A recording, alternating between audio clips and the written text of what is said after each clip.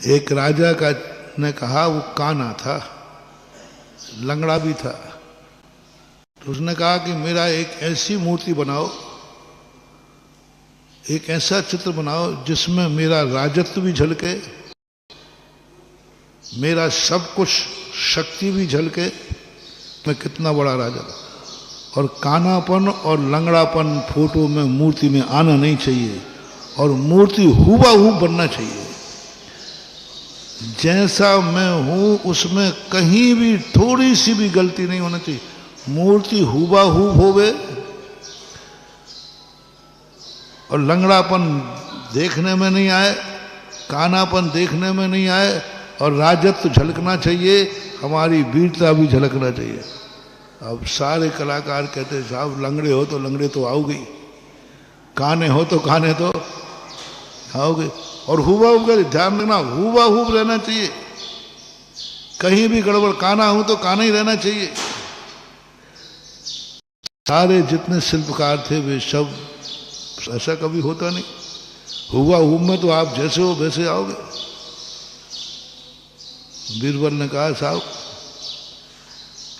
हूबहू बनाने के लिए तो खर्चा पानी लगेगा। बोले खर्चा पानी ले ले। बीरबल जम के ठगते थे राजा को, जम के। जब से उन्हें ऐसा सवाल किया तो बोले साहब, क्योंकि दूसरे कोई जवाब दे नहीं पाते। जो माल बाजार में किसी के यहाँ नहीं हो, एक दुकान पे हो तो वो मनमाना मूल्य लेता है कि नहीं। इसी प्रकार बीरबल जानते थे कि जो अकल मेरे पास है किसी के पास है ही नहीं, तो बस लो जम के। बोले साहब खर्चा, बोले साहब बीरबल जो कहे वो लग जाऊंगा। निकाल ली 1000-2000 सोने की मुहरें, बन जाएगा साहब। और बस कुछ नहीं बनाया, कुछ नहीं। राजत्व दिखना चाहिए। तीर कमान लिया हाथ में, घोड़े पे बैठा ला, और तीर चलाते समय एक आंख, और घोड़े पे बैठा लिया तो एक पैर, तो लंगड़ा वाला पैर था वो कर दिया उस तरफ, और कानी वाली आंख थी उसी को बंद कर दी।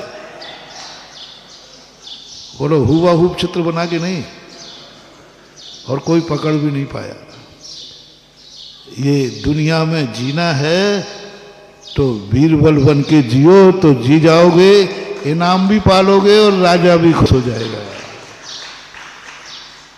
भगवान का ओरिजिनल स्वरूप वर्णन करना है।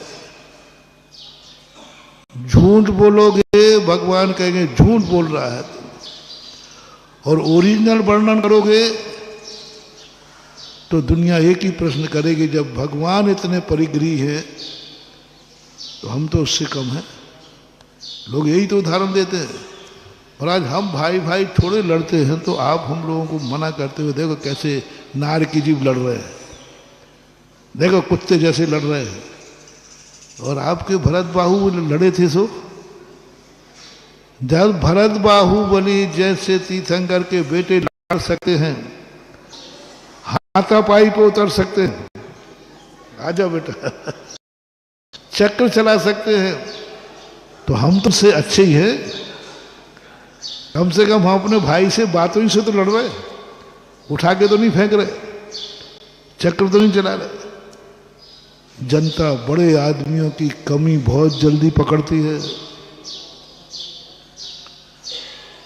उनको उपदेश देने का मौका ही नहीं देती। क्या उपदेश दोगे, क्या सुनो तुम्हारा? जो जो तुम मुझे सुना रहे हो वे सारे दोष तुम्हारे में हैं, और दोष बताओगे तो बड़े नाराज हो जाएंगे। नहीं बताओगे तो लोग आरोप करेंगे मेरे लिए तो दुनिया के कानून है, और इनके लिए तो बड़ी आफत है। उपदेश देना बहुत कठिन है। सोता तुरंत देखता है, सोता तुरंत देखता है कि मात हमें ही दिया जा रहा है कि स्वयं भी अपना रहे हैं। ऊंची आसन बैठकर करे धर्म की गल्ला, और अनखों माया बुरी बतावे आप बिछावे पल्ला। है ना? सब सोता बहुत सावधान रहना, और दोनों तरफ कार्य करना है।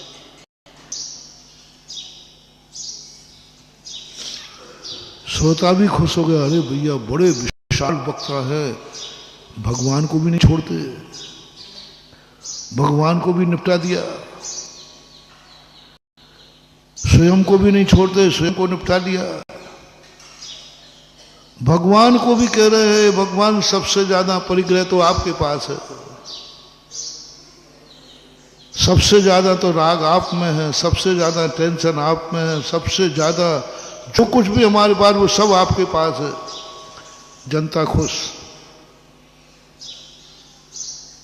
जनता प्रसन्न हुई, बहुत निर्भीक वक्ता है,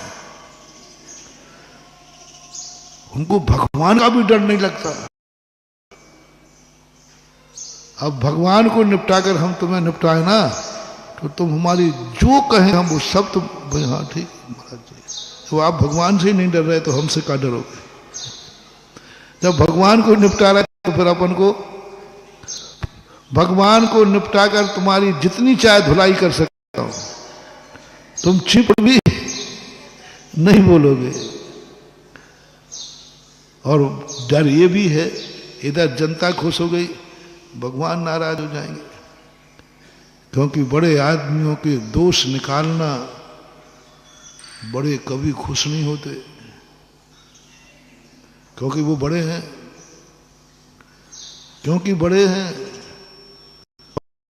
तो मैं प्रैक्टिकल देता हूं, बालक यदि बीड़ी सिगरेट पीते पाया जाए तो बाप उसे थप्पड़ मार देगा, और थोड़े दिन एक आध दिन बेटा बाप से कहे पापा आप भी बीड़ी पी रहे हो, दूर से बोला है ऐसा झापड़ मारेगा, तू मुझे शिक्षा दे रहा है। वो बाप है, बाप की गलतियां निकालना यानी पिटने का निमंत्रण देना है। जय हिंद। अगर आपको मेरी वीडियो अच्छी लगती है तो प्लीज़ मेरे चैनल को लाइक करें, शेयर करें और सब्सक्राइब करें। Thank you.